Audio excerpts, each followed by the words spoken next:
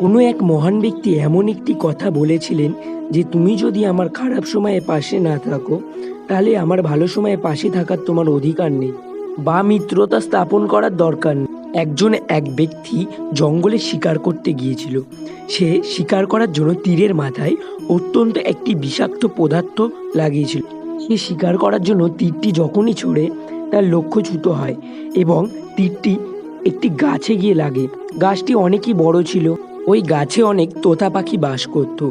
যে গাছটিতে তীরটি লেগেছিল গাছটি আস্তে আস্তে শুকিয়ে যেতে শুরু করলো। গাছে যতগুলি তোতা পাখি ছিল সব আস্তে আস্তে উড়ে যেতে লাগলো। ওই গাছেই একটি বৃদ্ধ তোতা পাখি বাস করত। সে অত্যন্ত মনের দিক থেকে খুবই ভালো ছিল। সে গাছটিকে ছাড়ার জন্য প্রস্তুত ছিল না। সে খাবারের সন্ধানে এদিক ওদিক যেত, কিন্তু অবশেষে আবার সে গাছটিতেই ফিরে আসতো।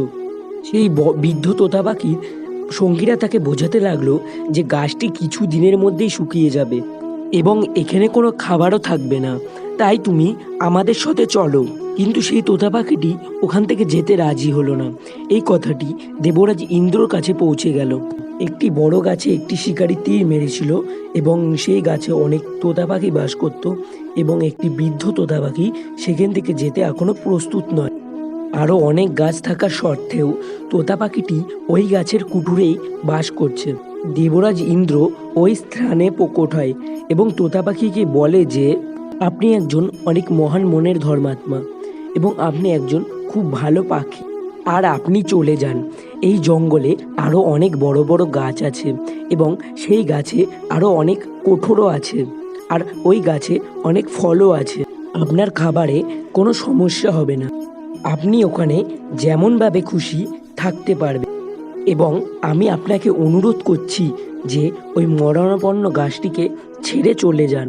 তোতা পাখিটি বলেন যে আপনি আমাকে ক্ষমা করবেন, আমি এই গাছটিকে ছেড়ে যেতে পারবো না।